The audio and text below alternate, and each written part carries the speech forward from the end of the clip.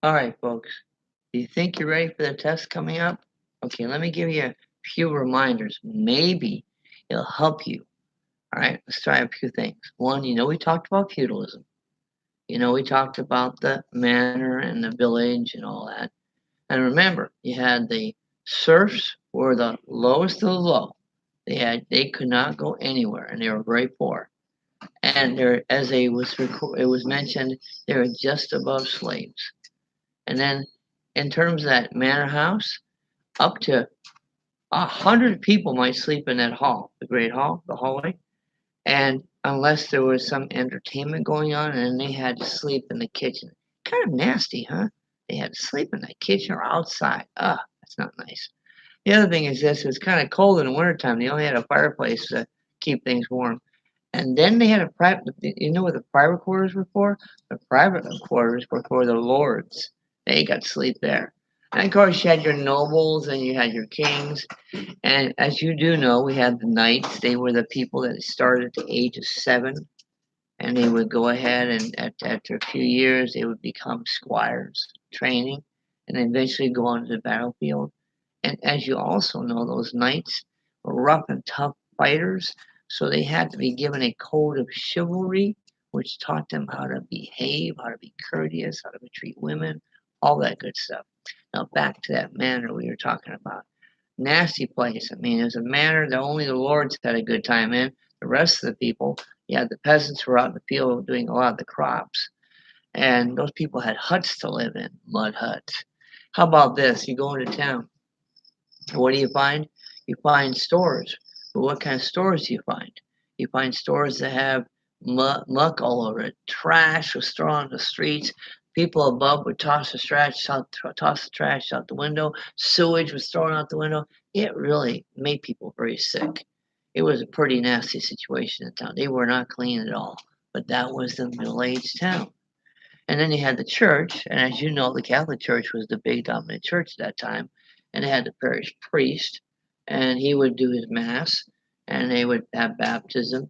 Remember the 7 sacraments? I got 5 of them, I think: baptism, marriage, Holy Communion, extreme unction. Don't remember what last rites before you passed away. Confession. You go to the room and you confess to the priest. So many different sacraments that they believe were very important to their faith in terms of practicing their religion. And of course, there was the Pope, the supreme authority of the church.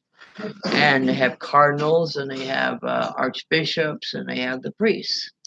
And then there are the monks and the nuns. Monks lived in monasteries. They went off alone to be by themselves and God. And then you have the nuns who also were all by themselves. Monks were in the monasteries, nuns were in the convents, and they all followed the Benedictine rule: obey their superior, take a vow of poverty, in other words, turn away from worldly goods, and chastity, which is purity. Lots of stuff there to remember. And then you got, oh yes, who can forget the Meroving? You know, that guy, that mystical, legendary king who was the starting person for started the Merovingian dynasty. Merovic, the king that no one knew much about, but he was a conquering king. He had his son Chedric, and then his next grandson was Clovis. Clovis was up there. Remember, the Merovingians were all pagans. They'd rejected Christianity. The Merovingians were all pagans. And so what happened? They went ahead and they had their many gods. They had their talisman. They had the long hair. They were called the long-haired kings because that's where they thought they had their power, was from that long hair. And so they had their many gods and they had many wives. Well, Clovis was a pagan. He married Clotilda, who happened to be a devout Catholic. And she worked on him and she worked on him and she worked on him. He finally converted over, got baptized in 496. And then, of course, he ran around with what they called commies, Commes. Those were his buddies. Those were his fighting buddies. And what did they do? They went ahead and they uh, went out and fought. And what they did is they divided the land. Well, when you divide the land, that doesn't help at all because that makes the land weaker. Well, you got to remember, Clovis has got that wife, Clotilda, right? Well, as the kids grow up, forget the commies. He wants to have his boys take the land. He split the land up among his boys. The only problem was 3 of the guys died before they had families. So Clothar grabbed everything. He's one of the sons. Clothar, you remember him, Clothar. He grabbed all that land, and then he had 4 sons. And one of his sons, I think it was Siegbert, was his son? Clothar had 4 sons, one was Siegbert, and we know who he married, Broomhilda. Oh yeah, that lady was a ruler. She ruled herself, Broomhilda. How about that name, huh? She ruled through herself, she ruled through her sons, her grandsons, her great grandsons, and did a lot of good things. She helped with missionaries, she built churches, and I think even Clovis did some of that help with some missionary stuff. But then again, she got a little carried away, married her nephew. That's strange. And then married her nephew because she thought he could give her more power. And then she went ahead and, remember, killed the bishop because he said something bad about her, did a lot of crazy things.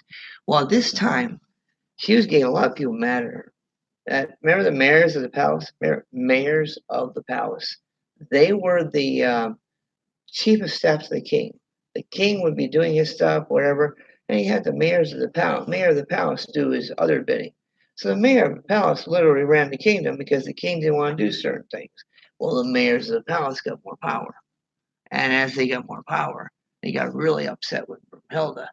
And as they got upset with Brunhilde, they decided to overthrow Brunhilde. Yeah, they overthrow her. And you remember what they did to her? They dragged her along the ground until she was dead. That's nasty. Anyway, one of those mayors of the palace. Remember, mayor of the palace was Pepin.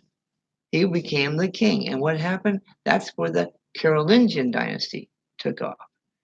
Always remember, the Carolingian dynasty took off because you had the Merovingians had split up their property too much. They fell apart. They collapsed. And so what happens? The Carolingians took over. And so you had Pepin, and then you had Charles Martel. What did Charles Martel do? Charles Martel gave that land to the Papal States. Remember, he wanted to get in good standing with the Pope, so he went and gave that land to them. And then that's called the Papal States, and they're there to this day. And then he also beat the Muslims at the Battle of Tours. Remember that? He was the one that managed to defeat them. The Umayyads were trying to spread the territory into Europe. Western Europe. He stopped them at the Battle of Tours in 732. Big stop. But he was still in very good standing with the Catholic Church. So what you had to do is had to remember that he was in good standing. Charles Martel was in good standing with the Catholic Church. Well, then what happens? His grandson comes along, and is Charlemagne. Who is Charlemagne?